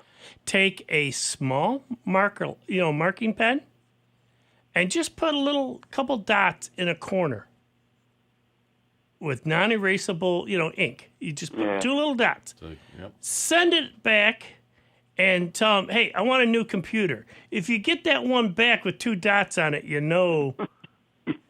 I've had that happen. I've literally... Oh, yeah, so have I. Had that happen. So that's where I learned that trick decades ago. I did check the serial numbers between the old one and this one that came back, and they are different. The serial number is on a sticker. No, it's actually etched on the back. Oh, all right then. Base. Okay. Yeah, they might have just put a new... Well, whatever, but yes. But send it back. It's still, like Steve said, there could have a bad run of bad solder joints. I mean, we ran into it back in the day when we were building computers. You could build put it in a hard drive, and I'd order, say, half dozen hard drives. And I remember one computer I was building, I literally went through all 6 hard drives because they all failed. I put it in, I get it all set up, and all of a sudden it crashed. I put it in a new hard drive. Boom, I did that 6 times. And I had to send all 6 drives back. When I was at RIT, we ordered 73 laptops from a company. Mm-hmm. I got a call from them saying, we had a bad run of motherboards. It's going to delay your whole order because every motherboard failed. Yeah. And certainly, not their fault. They don't manufacture the motherboards, but, what are you going to do? Stuff happens. And it's possible. It's certainly possible. Yeah, so that we're talking about, because they just changed out the motherboard, figuring they just put another one in. It's probably from the same line. I guarantee you, they didn't take out the motherboard, replace the motherboard. Well, unless it's a manufacturing defect, and then the part had the same problem. Right, too. and that's what Mark just. That's what Dennis just said. If it's if it's a manufacturing defect and it's from the same run, when they replace the motherboard, they get the same problem. Yeah, but the thing of it is taking out a motherboard, it's easier just to disconnect the laptop No, I understand all that, but that, the point is, if they did and it came from the same bad run, you're going to get the same bad problem. Oh, yeah, no doubt. Yeah. It's same lot. It's just like also going back, and Steve would remember this, when we had a bunch of bad capacitors. Mm-hmm. They were popping like crazy, and they were breaking open. You could open up a computer and see it spewing out the acid from it. Yeah. Failed industrial espionage. I have another bit of information. I bought this thing like January-ish, right? And I'm looking at whatever info I could pull up on this thing in the file app, and it says January 21, 2021. So it sounds like it's from the same production run. Yep. Okay, yeah. I really needed a sanity check because I've been going crazy saying, what the hell could I possibly be doing wrong? No, I don't think you're doing anything wrong, Dennis. Nope. So, okay. Sorry. Thank you. I'm still sane. Well, no, that's not a guarantee, but at least this is not what your problem is. All right, thanks a lot, guys. You have a great holiday. Good luck, you too. Yeah. Again, we come up to the complexity. Is it a hardware problem? Is it a software problem? Is it a network problem? Is it an app problem? Is it an operating system problem? And it's almost never you. Almost never, and that's true. Yeah. It can be you. Can be. It's much rarer that it would be you. All right. I had a poor woman this week. She got a new computer. And on the Macs, they have a wireless keyboard and wireless mouse with rechargeable batteries, and there's a power switch. I showed her where the power switch was when we set the computer up, when I turned it on. And then I showed her where the power switch was when I turned it off and boxed it back up for her. An hour later, she's at home, can't get her computer to work. Why doesn't the keyboard work? Why doesn't the keyboard work? So Jackie's trying to talk to her. Why doesn't the keyboard work? Do you have to turn it on? What do you mean turn it on? Nobody told me I had to turn it on. I'm sorry, I did twice. Yeah. Yeah. But people aren't paying attention. They're just, I have a new computer. Yeah, they're more or less all that's thinking, in their head, yeah. They're already home, sitting at their desk, using the new computer. Yeah. They're not paying attention to you at all. Sometimes the funnier part is a month later, they'll call, but my mouse quit working. Well, have you charged it lately? What do you mean charge it? Yeah. And we talked last Sunday about where that mouse port is and how stupid that's the stupidest thing I've ever seen in my life. Plug it into charge. You can't use it. So then go get your cup of coffee. That's right.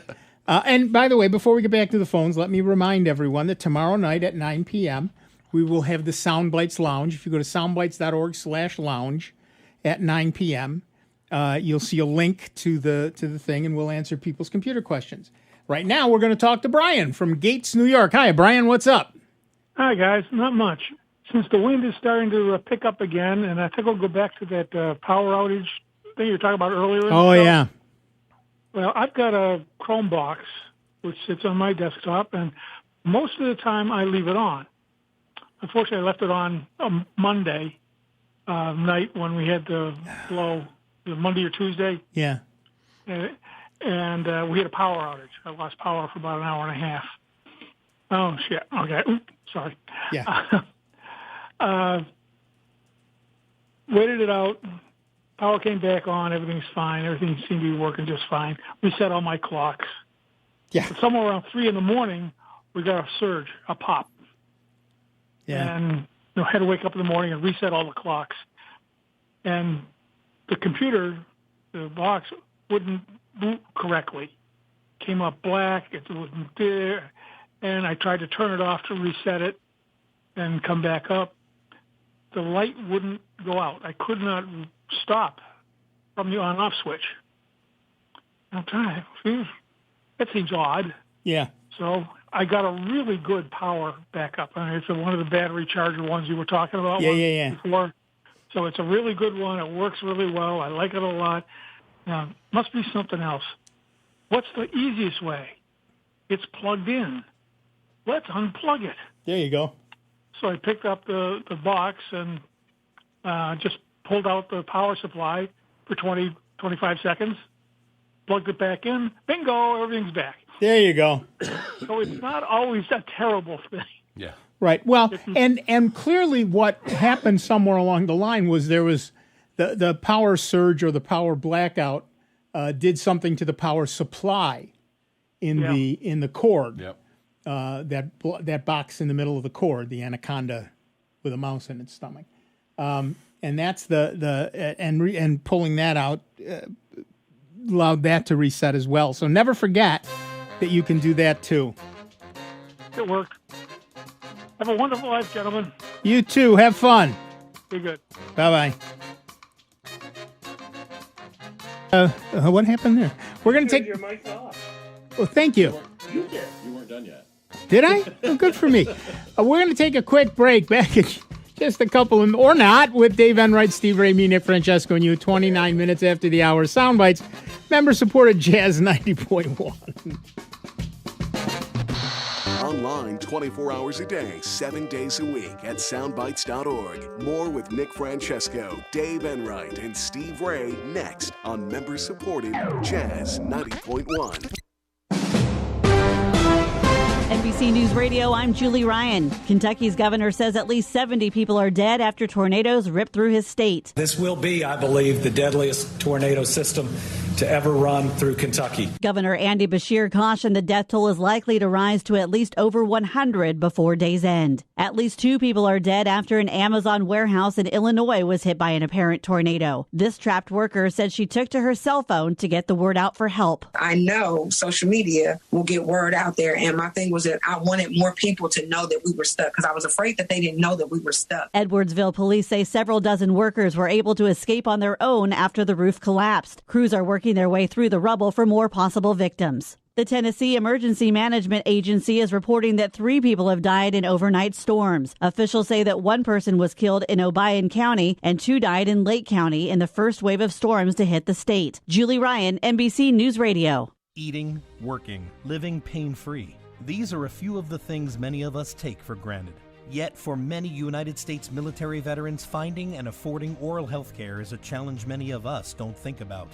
Dental Lifeline Network is looking for dentists who can change this. DLN is asking dentists and their teams to volunteer to see one veteran with special needs one time per year. Visit willyouseeonevet.org to learn more. That's willyouseeonevet.org. Here's your invitation to join Jazz 90.1 and save. With the Jazz 90.1 member card, you get 2 meals for the price of 1 at restaurants locally and across the nation. Dine at dozens of local restaurants and save money, all while supporting Jazz 90.1. Just use your member card a few times and you'll easily recoup the cost of your membership. Ready to become a member of Jazz 90.1? Call 966-JAZZ. That's 966-5299 today and become a member of Jazz 90.1. I'm Dr. Lee Beers with the American Academy of Pediatrics. As a mom, I know it's hard to parent during a pandemic. Kids are back in school, but you worry they'll be sent home because of a COVID exposure or just the sniffles. And you worry about your child getting sick from COVID and ending up in the hospital. What gives me peace of mind is the COVID vaccine. It's safe and effective against serious illness. And now, kids 5 and older can get the vaccine. Please call your pediatrician. Here's the latest Jazz 90.1 weather forecast. Becoming very windy today across Rochester, Western New York, and the Finger Lakes. The winds may cause some damage as a result of gusts that could be as high as 60 miles per hour in the Rochester area. We'll find showers scattered about, maybe an isolated thunderstorm, and temperatures will climb into record-high territory today into the middle, if not upper 60s. Tonight brings a mostly cloudy sky. It will be windy. Frequent gusts in excess of 40 miles per hour are likely. With a few more showers, temperatures will tumble overnight into the low 30s. I'm meteorologist Josh Nichols for Jazz 90.1. And currently right now we got mostly cloudy skies, 63 degrees out at the airport. And hold on, folks, 66 here at member-supported Jazz 90.1. Hi, this is Rankin Shaver of member-supported Jazz 90.1 for Smooth Grooves Wednesday evenings from 10 p.m. until 1 a.m. on member-supported Jazz 90.1. Welcome back, everybody. I'm Nick Francesco. I'm Dave Enright. And I'm Steve Ray. And at 33 minutes after the hour, we're on the final leg of our journey today with Sound Bytes on member-supported Jazz 90.1. Listening to that weather forecast about the high winds, I hope your antennas survive. Mine are all wires, so that's the great thing about it is I've got them literally up in trees, and they're on the branches, so that they're swaying. A couple of my friends have what they call Yagis. They're these huge antennas sitting on towers. Yeah, I've seen some that bend right on over. But, so a lot of them have to literally turn them into the wind. Sure. So, they don't bend over. But, yeah, no, mine, I still worry because there's, my neighbor has this one tree that he allowed me to put a couple wires up and in. And this tree definitely has some issues. Yeah. So I'm wondering. Well, that's what I'm saying. It's not just a pole tower, a pipe tower, antenna, I mean. It's also, how sturdy is the tree that wire is in. Yeah, well, I've got one pole that literally is like a fiberglass. So that's great because, believe it or not, even though I have it up 40 feet in the air, it's bending with the wind. Supple is good when it's... Yeah, you don't want them taut. You don't want them... They got to have some room because of the breezes and everything else, because that's one thing... at least up here, we don't get the tornadoes and the hurricanes and all that. I've seen some folks, they've had like 60-foot towers, and they're bent over like a pretzel. Yeah. Because that wind gets whipping along, and it doesn't take much, and boop, takes them right on down. But Dave was right earlier when he said, be aware that there will be power outages in our area. And if you're running a desktop without UPS, or as a friend of mine was doing, running a desktop with a UPS, but not the monitor was not on the UPS. How do you know to shut it down? How do you shut it down? You want to be aware that you are going to risk your entire setup if you leave it plugged in during this time. And it's better if you got a laptop, then make sure it's fully charged and just run off the battery from that. Same with my ham operators. Shut the machine off. If you want to, hook it up to a battery, fine, you're good there. And you can usually run a few hours. You're not going to put out, over 1,500 watts anyways. Right. Just run off what they call QRP, which is low power. Right. And work that way if you still want to work, because there are some contests out there right now.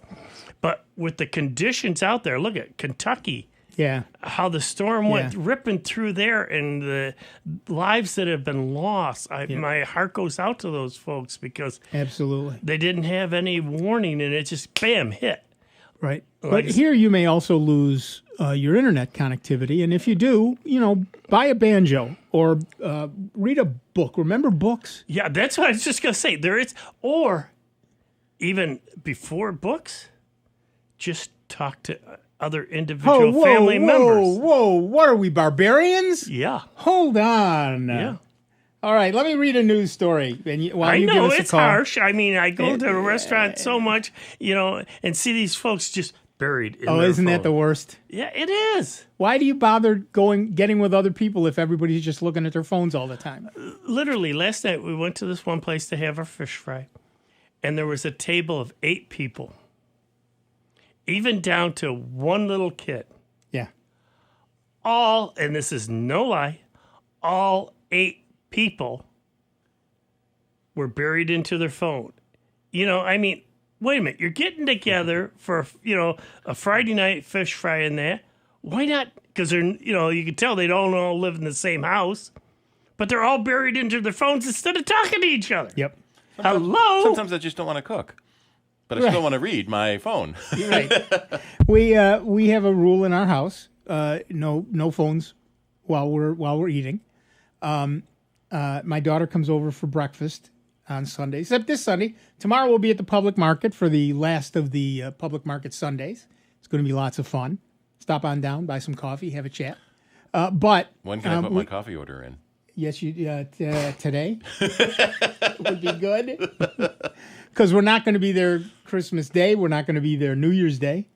At any rate, we have that deal. Except, my daughter. A couple of weeks ago, my daughter said, "I will be looking at my phone because I'm the maid of honor for my friend's wedding, and we're planning this weekend." Okay, that's fair. Yeah, that's absolutely fair. My dad had a good one. Yeah, because I'm one of 6.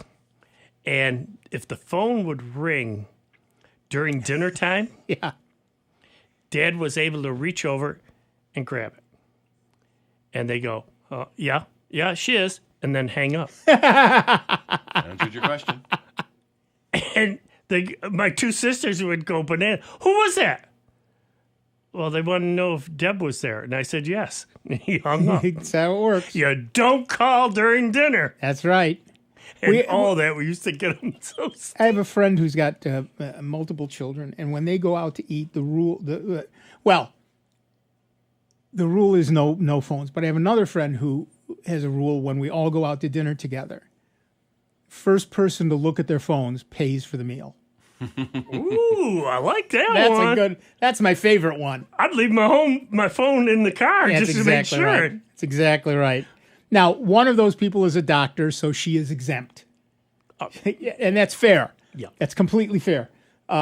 Because she never knows when she's going to get a call. So that's different. Yeah, that's... But for everybody else, if you answer your phone, you paid for the meal. Okay, no, that's fair. And we had one person who answered the phone right just before we ordered. Everybody ordered the most expensive thing on the meal, on the menu. Oh, good one. Yeah. So when does it start? When you sit at the table? When we sit at the table. Oh, yeah. From that moment.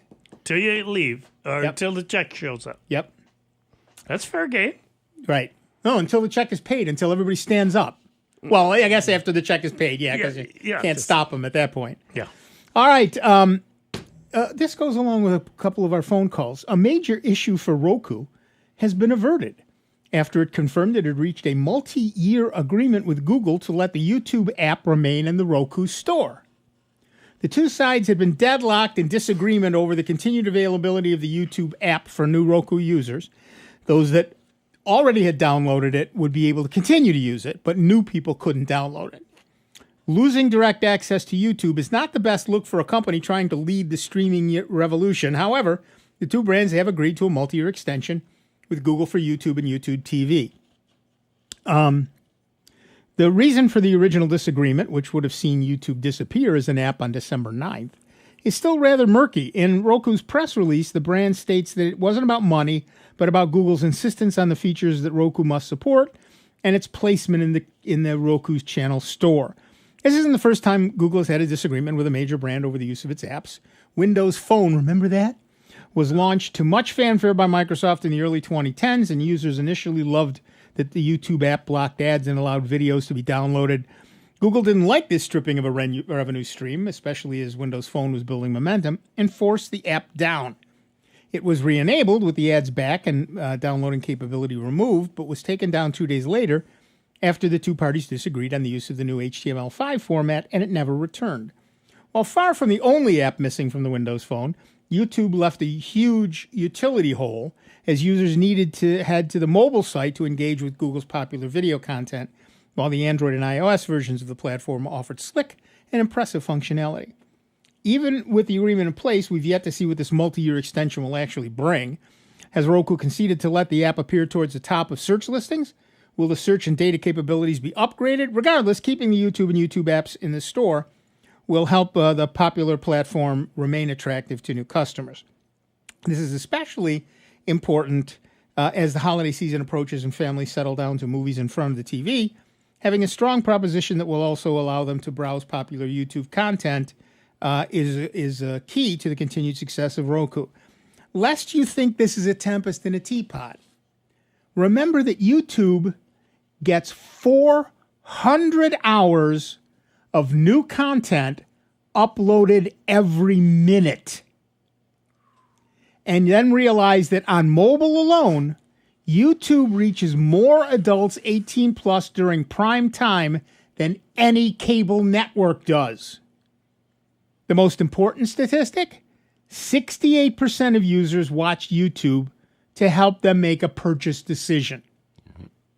So do you choose who? Hey, hi. Ho, ho, ho, ho.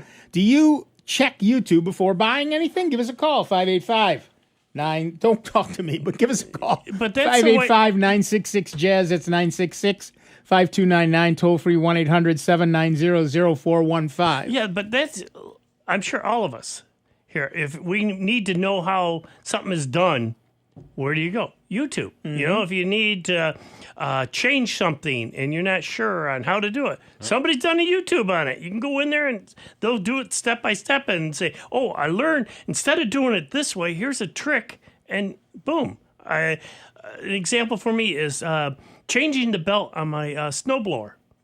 Before the company has you drop all this, because this is 44-inch snowblower. You know, you got to drop this and do it. And a guy, I saw another video there. Oh, okay, I'll try this one. The guy goes, well, here's an easier way. All you got to do is drop this one nut, slide it off the old one, put on the new one. I go, that saves a lot of time. I'll go with that That's one. something I'd rather do in 15 minutes than 2.5 hours. Then instead of muscling off this huge, 150-pound snowblower attachment. Right. Here's the 27 simple steps you need to remove the whatchamacallit from the thingamajig. Yeah, exactly. Exactly. But yeah, the number of people watching, like I said, 400 hours uploaded every minute. Surely you can find something. And I am serious. What, Sirius Black? Yeah. Surely you can find something to watch out of 400 hours every minute. I still always hate the GD commercials right in the middle of it. Sponsor block. I keep telling you, sponsor block. It skips every single sponsored content. I've wound up weaning myself off of Facebook and everything else so much. No, this is in YouTube. It is a Google Chrome extension or Firefox extension. Edge, Firefox, Chrome, Android, iOS, everything. Sponsor block. All right. It's called Sponsor Block. And what it does is it's crowdsourced. So if you're the first one to watch something, you're going to see the ad. But by the time I look at them later in the evening, 1,000 people have said, oh, there's an ad here. It starts here and it ends here. And Sponsor Block skips it. But if you want to see it, you can go back and watch it. I use Sponsor Block constantly. It's quite an amazing little product. One of the YouTube channels. It's an extension for all of the browsers. Yeah, one of the YouTube channels I watch is XJet. He's a New Zealand RC flyer. And he's kind of curmudgeon-y. He reminds me a lot of you. Thank you. Bruce is his name. And he's really hits against YouTube on how bad their algorithms are and how little money you get paid. I've got 10,000 views and I made 3 cents. And so he's cut down on the number of ads that he's allowing YouTube to put in his videos and went to Patreon. So a lot of people do that. Yeah, I give him a couple of bucks every month and so that works out. He says he makes a lot more money that way than he did on Patreon and on YouTube directly. YouTube makes a lot of money, but he doesn't. You should tell him a little bit about Mastermind Lounge. We're finding that a number of YouTubers in that same situation find that being able to say to their patrons, we're having a video chat, and it's a perk for Patreon people, but other people would pay. Oh, that's neat. Yeah, and you can make money at that as well. All right, back to the phones. Our next caller is Bob from Henrietta, New York. Hi, Bob. What's up? Good afternoon. I think I recall reading something about the Google Roku fight, that Google wanted access to personal data and other information from Roku. That was what I thought was the primary. That's certainly a possibility, yes. Google wants to spy, and that's the big fight at Apple, too, is that you buy something in the Apple store, Apple gets your information. The developer of the thing you bought doesn't. And some developers want to have a relationship with their customers. And some don't want to have a support contract they need to pay for. and others just want to spy on you so they can advertise to you. Yep. Anyway, another point, the guy about an hour and change ago was talking about the TVs. He could consider a Plex server with a Plex Pass subscription, stick a tuner card in a computer, install Plex on it, and that's his DVR, TV tuner, and everything. Yep. Yeah, for those of you who don't know, Plex is a server that you run on your system. You can run it on a Raspberry Pi, you can run it on an old desktop or laptop, and it will, you can do all kinds of things with it. And the difference between Plex and Kodi is really designed to be an in-box theater. You hook a TV to it, and you can do all kinds of things with it. Plex is really designed to share stuff over a network. So, for example, with Kodi, I can watch a TV show on the Kodi box. With Plex, I can download things to my tablet and take them on the road. I can set it up so that I can watch my Plex stuff from out of the house. I can Chromecast it to another device. So, yeah, both of them are useful. Plex is more designed for a networked audio video thing. DVR. Yeah. So yeah, that's an excellent idea. If you want to set up a Plex server, you need a lot of disk space, but not a lot of power. So a lot of people are hooking, a 2 terabyte hard drive to their Chromebook. To their Raspberry Pi, and doing it that way. Yeah, what I'm doing is a Linux box in the basement. Yep. That has a Hoppage, I think is how you pronounce it, WinQuad tuner in it. And install Plex on that. The tuner is operated by the Plex server and the clients. It's just like watching TV. Yeah, and you can put multiple tuners in a PC that has multiple slots to record different stuff at the same time. Well, the WinTV Quad 4, it's a single card, but it's got 4 tuners in it. Yeah, that's the other way to do it. Yep. So and then put 2 of those, you can watch 8 things at a time. Yeah, I don't have any more PCI slots. Yeah. But that's what I'd suggest to the guy. It's the best way to cut the cord. I cut the cord about 2 years ago using this thing. Yep. It's not it's tedious to set up, but once it's set up, you're pretty well done. And it's not that bad with Ubuntu. Ubuntu's a lot easier than Linux used to be. Yeah. Yes. And on a Raspberry Pi, you can actually download a Plex server as your operating system and install that on a card. So it's actually easier to do than you might think. There's also TV tuners with USB, so you can use them on a laptop and take them with you. Right. If you don't have a PC with slots. Right. Well, but also you can throw that out there. Yeah. So also you can set it up. Thanks. You can set it up so that if you allow outside access to that thing, you can connect to it with passwords and security and yada yada on the road and listen to stuff that way. You're obviously limited to your bandwidth, obviously, but you can do it. So there's a lot of pretty neat features for all of those things. Again, none of those servers are difficult to set up. They're just tedious. I got to say they're tedious to set up correctly the first time. Well, obviously, once you've set one up, you think, oh, I get it now. Yeah. But that first one is tedious. And again, that's where YouTube comes in and you just watch a half a dozen how to set up a Plex server or a Kodi server. Learn from those folks' mistakes or simplification of it. And you're up and running. And again, by getting a Raspberry Pi, like we've said before, folks, it can do so many things. You're not investing a lot of money. So even if you set it up and then all of a sudden say, no, this is really what I want to do with it, you can erase it or put a different SIM card in it and have it do something totally different. And not much money. No, not much money at all. So, yeah, and for those, and to forestall other phone calls, both Kodi and Plex are in and of themselves 100% legal.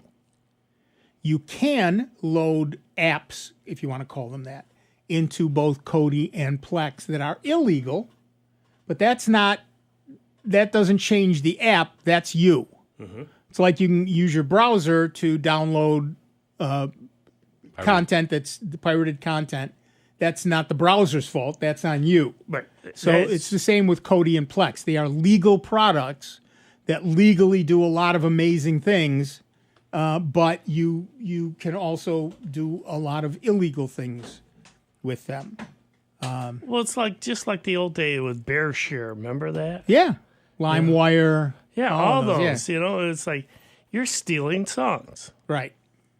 What it came down to, but yet software was legit for, copying your library of songs over to a device. So you could have it, say, on an iPad or what were those? iPods. Yeah. Yep. That was always one of the complaints against the iPod, is that there was no way to copy music from an iPod to an iPod because they didn't want you to steal your friend's songs. Right.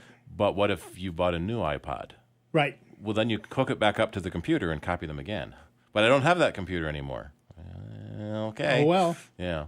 Then you hook the old one up to and you can't import from an iPod to a computer because you might be stealing someone else's songs. Right. Fortunately, the DRM has been removed from pretty much every service now, so they're not copy protected, but they're still licensed. So if you try to play a song you purchased from a service on a brand new computer, it's going to ask you to log into that service to prove that you bought it. Right, and that's fair. But yeah, you can. There's a lot of, if you the gray areas. If you own a DVD, and then you rip that DVD so that you can play it from Plex instead of from the DVD, it's a perfectly legal backup copy. It's probably a perfectly legal backup copy. Except, we are not lawyers, and for your own personal use. The act of ripping it means that you broke the DVD protection, right? Which is a violation of DMCA. Right. So we have the copyright law that allows you to do a legal backup, fighting against the DMCA that prevents you from breaking encryption. Right. So yeah, we are not lawyers. We don't give legal advice. And I don't even play one on television radio anymore. Yeah, we're not doing it. But I'll honestly admit that I have done that. I just did it recently with the Nero Wolfe Mysteries. I have the entire set from A&E Mysteries loaded onto my Plex server, and I watch them when I want to watch them, and that means and stop them as you need to. Exactly. And so I don't think that's illegal. I don't think. Well, again, you're not selling it, and it's for your own personal use. It's just my personal. That's use. where I think like you say, you can get into gray matter and all that, but if you're not doing it to go out in the street corner and hand out sell copies of that because you ripped it to DVD, it's for your own personal use. It doesn't go outside of the house.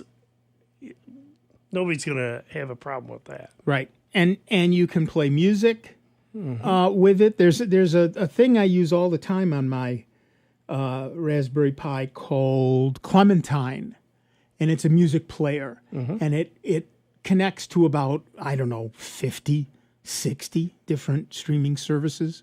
Some you have to pay for. Most of them are free, but the ones I pay for, I log into, and I can play Pandora or whatever I want to do, and I can just log in and listen to music all day long without a problem.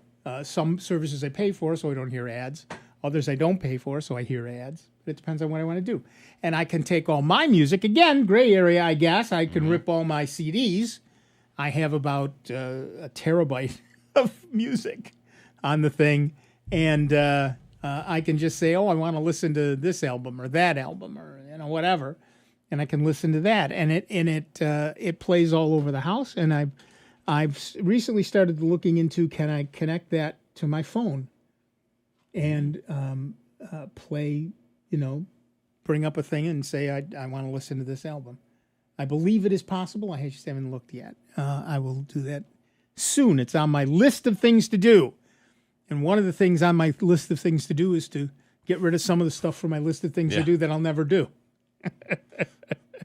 Got to look at that list every now and then. Yeah, that's the problem. There's always something I find more interesting at the moment. Yep. Than starting with my list. Yeah, I'm very easily squirrel. Okay, that's frightening. That's a frightening thing. I don't care what anybody says. All right, that's it. We killed Steve, but we are done. That's it. We've wasted 2 hours of all of our lives with this nonsense, but you're in luck. We'll be doing this again next week. Will we do this? Yeah, next week we'll do this again. But we're off Christmas Day, but we're here next week. I want to thank everybody who called in. We had a lot of great calls today.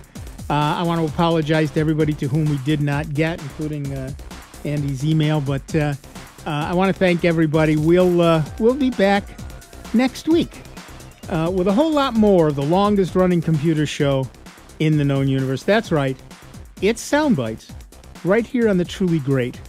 And truly grateful to you that we continue with your generous support to be member-supported. Jazz 90.1. It's 59 minutes after the hour. And we will see you in just 166 hours. Be good to one another, will you? Official WGMC contest